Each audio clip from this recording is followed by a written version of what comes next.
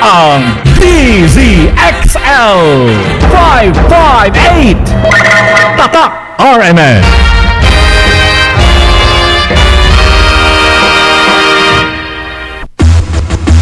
Narito na ang numero 1 pagbabalita sa radyo na araw-araw. Pinakikinggan sa Luzon, Visayas at Mindanao. KBP Golden Dove Best News Program. Mula sa Head News Center ng pinakamaraming himpilan at number 1 na radio network ng bayan, RMN. Ito ang numero 1. RMN News Nationwide. RMN News Nationwide. Kasama ang maasahang broadcaster, Buddy Oberas, at ang KBP Golden Dove Best Newscaster, Weng de la Peña. RMN News Nationwide. RMN News Nationwide. Headlines. Ngayong tanghali sa RMN News Nationwide, DSWD tinutulungan na ma-evacuate sa Zamboanga City sa nalang panibagong pagsisimula. Pero halos 20,000 pamilya natili pa rin sa mga evacuation center. Tuloy-tuloy pa ang pagbibigay ng ayuda at tulong sa syudad, lalong-lalo na sa mga naapektuhan po nitong konflikto. Daang-daang residente sa Maguindanao lumika sa muling pag-atake ng grupo ng BIFF sa ilang barangay. Mga senador at kongresista ay tinurong dahilan ng patuloy na kahirapan sa bansa. Dahilan ng kahirapan Kung lahat ng pera ngayon nagamit sa pagpapaaral ng mga kabataan, libre lang education. Parliamentary system sa Pilipinas ipinanukala ng ilang constitution expert. Hindi mo kailangan ng PIDAF kasi sa parliamentary, kontrolado mo yung lahat ng members ng House. Balitang negosyo, 18 buying stations ng mas murang bigas binuksan ng NFA sa Cagayan Valley. At Balita World, 40 estudyante patay sa pag-atake ng Islamist insurgents sa Nigeria. Buong pansang pagsasarang boses ng balita. RMN News Nationwide. Ang kaguluhan sa Zamboanga ay nagdulot ng ibayong paghihirap at pasakit sa mga mamamayan nito. Humigit kumulang sa 100,000 Zamboangueños ang nagsisiksikan sa 30 evacuation centers ang wala pang katiyakan kung kailan makakauwi matapos masunog ang humigit sa 1,000 mga tahanan. Zamboanga, hermosa, preciosa, perlita, orgullo de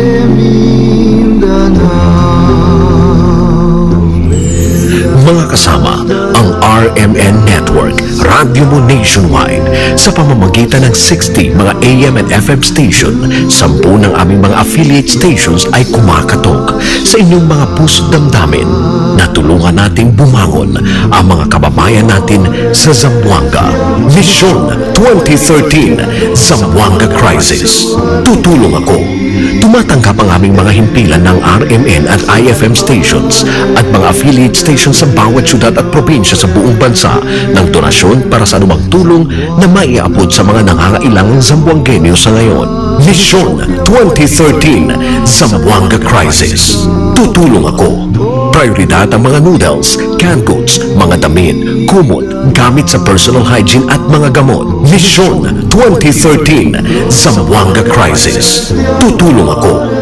Dalhin lamang ang inyong mga donasyon sa pinakamalapit na himpilan ng RMN, IFM o RMN affiliates sa inyong lugar. Dito sa Metro Manila, ang DZXL 558 RMN Manila ay nasa 4th floor ng Guadalupe Commercial Center at sa Makati City. Mission 2013 Zamboanga Crisis. Tutulong ako.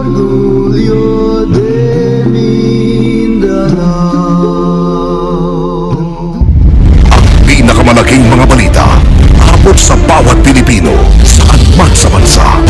RMN News Nationwide. Mabuhay Pilipinas, tanghali po ngayon ng Lunes, September 30, 2013. Ito ang numero 1 RMN News Nationwide. Ako si Buddy Oberas. O naman si Wang de la Peña. Tayo po ay live na live sa DXMB 648 RMN Malaybalay, DXDR 981 RMN Dipolog, DZRS 1179 RMN Sorsogon at sa DYHP 612 RMN Cebu. Live pa rin tayo international by www.rmnews.com/tv at WRMN New York, USA at sa lahat po natin mga number 1 AM station sa buong bayan. Tuloy pa rin ang pagbibigay tulong mga kasama ng Department of Social Welfare and Development o DSWD sa mga residente pong nanatili sa mga evacuation centers sa Zamboanga. Sa interview ng RMN, sinabi ni DSWD Secretary Dinky Suliman na tuloy ang pagbibigay nila ng ayuda at tulong sa mga apektadong residente. Ayon kay Suliman, nagkaroon na sila ng transition kung saan ay tinutulungan nilang maghanap ng lugar ang mga residente para mapagluto ng sariling pagkain. Sa tala ng departamento, umabot sa kabuang 102,501 na katao o katumbas po ng 18,473 pamilya ang natili pa rin sa 34 na evacuation centers. Tuloy-tuloy pa ang pagbibigay ng ayuda at tulong sa syudad, lalo-lalo na sa mga naapektuhan po nitong konflikto. Yung 34 evacuation centers pa rin ang nandoon at humigit kumulang 102,501 individuals ang nandoon or 18,493 na pamilya at nagtatransition na ho kami na tulungan ang mga tao na makapag-luto na po ng sarili nilang pagkain. Maliban dito, nagsimula na rin anyang stress debriefing ng Department of Health sa mga residente habang nagsagawa naman ng livelihood program ang TESTA para sa muling pagbangon po ng mga naapektuhang mamamayan. Matapos ang halos 3 linggong krisis, bukas na muli ang mga tanggapan ng gobyerno sa Zamboanga City. Ayon kay Mayor Beng Climaco Salazar, bukod sa Main City Hall, bukas na rin ang annex offices sa labas ng critical zone. Unang nagbalik operasyon ng mga mall at ibang establishmento sa lungsod. Nagbukas na rin, ngunit limitado ang operasyon sa mga pampublikong pantalan. Kahapon nang inilis ang 8 to 5 a.m., 8 p.m. to 5 a.m. na citywide curfew, ay nireporma ang oras ng pagpapatupad nito sa ilang lugar. Ngayon pa man, hindi pa rin otorisadong bumalik sa kanilang mga tahanan sa critical zone ang mga Zamboangueños. Binigyan naman ng 14 na araw na palugid ang tropa ng gobyerno para tapusin na yung clearing operation sa mga apektadong lugar. PNP Chief kinumpirmang hindi bangkay ni Commander Malik ang bangkay hong nakuhanan ng ID nito.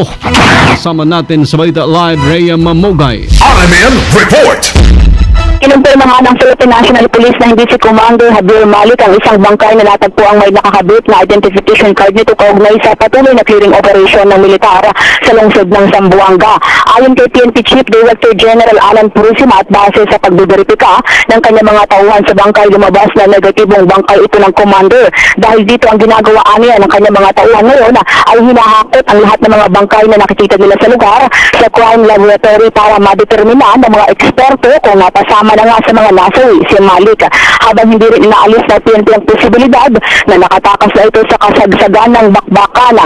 Sa ngayon tanging si Commander Ustad Javier Malik na naman ang natitira sa 5 leader ng MNLF Mizual Faction na lumusob sa Zamboanga noong September 9. Kasama mo sa Campo Crame, Rhea Mamogay, Tatak RMN. Radyo mo nationwide. Ang pagdaraos naman ng barangay election sa Zamboanga City kritikal ayon sa PPCRV. Kasama natin sa Balita Live si Angel Ronquillo. RMN Report! Personal na nga magtutungon sa Zamboanga City to si Parish Pastoral Council for Responsible Voting Chairperson Henrietta De Villa para alamin ang sitwasyon ng ating mga kababayan doon. Ito'y sa layuning malaman ang tunay na kalagayan ng mga botante at ang mga nasirang eskwelahan na kadalasan pinagdarausan ng halalan.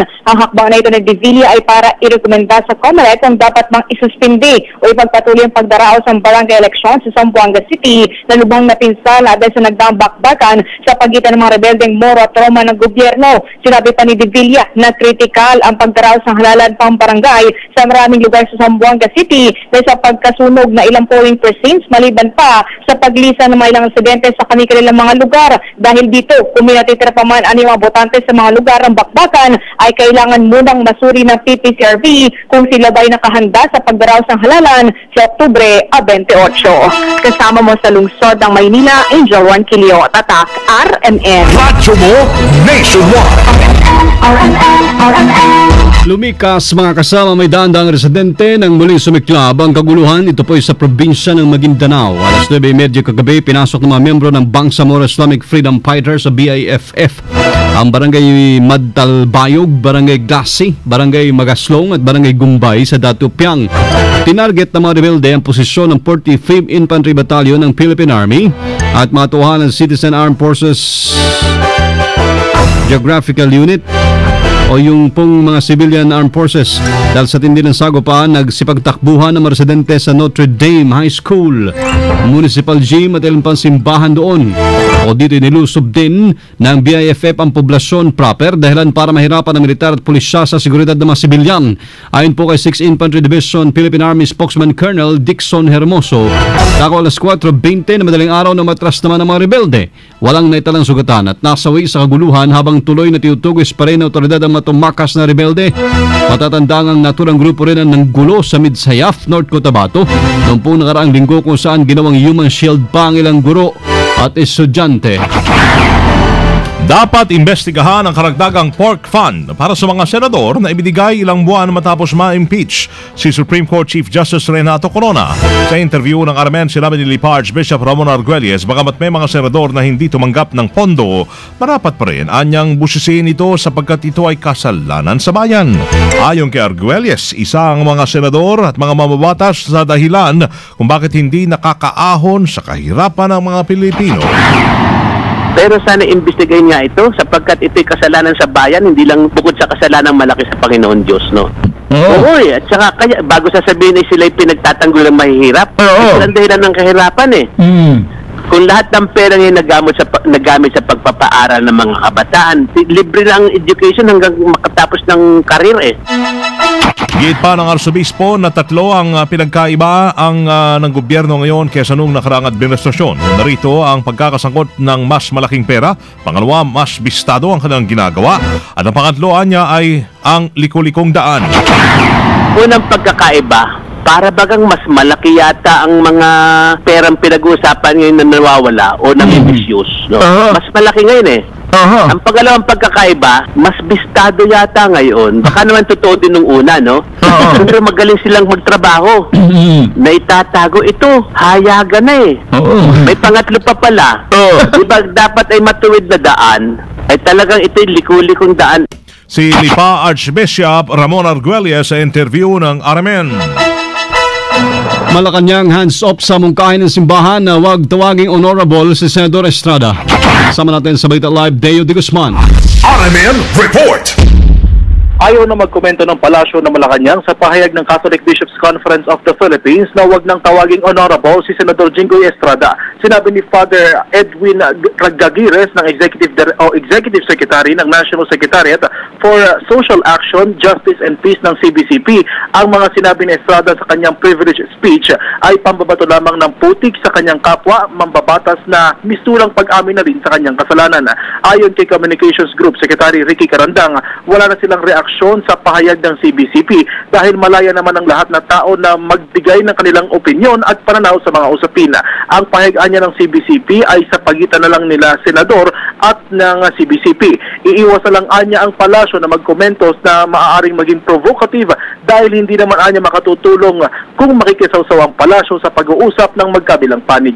Kasama mo sa Palasyo ng Malacanang para sa DZAG 558, Deo de Guzman, Tatak RMN.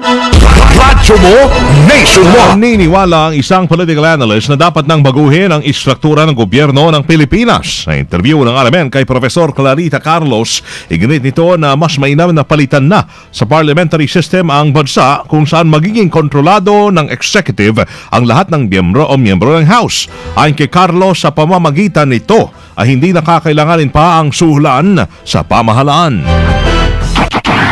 siguro talagang dapat baguhin na natin ang istruktura ng gobyerno. At kasi pag lumipat tayo sa from presidential to parliamentary system, hindi mo kailangan ng PDAF. Kasi sa parliamentary, kontrolado mo yung lahat ng members ng House. At hindi mo kailangan silang suhulan para iboto yung kung ano yung gusto mong panukala. Bukod dito ay nababahala rin si Carlos sa magiging epekto ng isyu ng gobyerno pagdating sa sektor ng pangangalakal. Mari kasi anyang magtaas ang presyo sa kanilang mga produkto ang mga mangangalakal dahil sa mahal din ang kanilang binabayaran sa bansa. Kung ikaw ay local businessman or foreign investor, mahihirapan ka talaga makipag-business dito sa Pilipinas dahil ang dami mong nilalagyan. Yung cost of doing business is very high. So, kung mataas yung cost of doing business, sa ibang pupuntang bansa, di ba? Kakatakot ito sapagkat nakakabahala ito dahil sa 2015 magiging ASEAN Economic Community na tayo. So, kung hindi tayo competitive, paano tayo? Kulelat na naman tayo. So, siguro isipin natin yan. At saka pagka yung cost of doing business ay mataas, ibig sabihin tayong bumibili, tataasan din nila yung presyo kasi ang mahal ng paggawa nila ng isang produkto. Si Professor Carlita Carlos, political analyst sa interview ng RMN. RMN News Negosyo. Mga kasama, binuksan na po ng NFA ang 18 buying stations dyan sa Cagayan Valley para sa mas murang bigas. Ayon kay NFA spokesman Rex Esto Perez, yun na ay kasabay ng pagsimula ng harvest season sa probinsya. Target naman ng NFA na makakuha ng 800,000 na sako ng bigas sa pagtatapos ng sakahan pagpasok ng 2014. RMN News Abroad. Umabot mga kasama sa 40 mga estudyante ang namatay. Habang 4 naman ang sugatan sa pag-atake ng Islamist insurgents sa Boko Haram sa bayan ng Guhba sa Yobe, Nigeria. Ayon sa militar, natutulog sa dormitoryo yung mga estudyante ng College of Agriculture nang walang kalaban-laban na pagbabarilin ng grupo. Sinasabing dose-dose ng gunman ang pumasok at namaril sa naturang dormitoryo. Kasunod ng insidente, inuutos naman ni Nigerian President Goodluck Jonathan sa security chief nito na tingnan ang ibang paraan ng paghawak sa kaso ng pag-aalsa sa kanilang bansa lalo't hindi ito ang unang beses na merong ganitong karahasan sa mga estudyante. Isinisi naman sa Boko Haram o Western Education is forbidden ang mga pag-atake. Live tayo mga kasama mula po sa RMN News Center, Makati City, Metro Manila, Philippines. Inyong narinig ang numero 1 RMN News Nationwide ngayong Lunes ng tanghali, September 30, 2013. Mga nasa Davao, susunod na ho dyan si kasamang Merly Comido sa RMN News, Diretso Balitang Davao sa PXDC 621. Panoorin po yung ating naging pagbabalita ng alas 12 ng tanghali. YouTube, itype lamang ang RMN News Nationwide. Thank you Lord, muli po tayo nagkasama-sama. Salamat din ho sa inyo naging panahon sa amin. Kasama nyo sa serbisyo publiko o si Buddy Oberas. Pwede rin pong i-add sa YouTube ho yung Levanta Zamboanga, yung pong kanta ng mga taga Zamboanga ngayon after the crisis. I-type lamang ang Levanta Zamboanga ng RMN doon. O naman si Wang de la Peña. Dito pa rin sa tahanan na may pinakamaraming number 1, pinakamaraming himpilan. RMN Radyo Mo Nationwide. Pinakamalaking mga balita abot sa bawat Pilipino saan man sa bansa. RMN News Nationwide. At ang alas 12:18.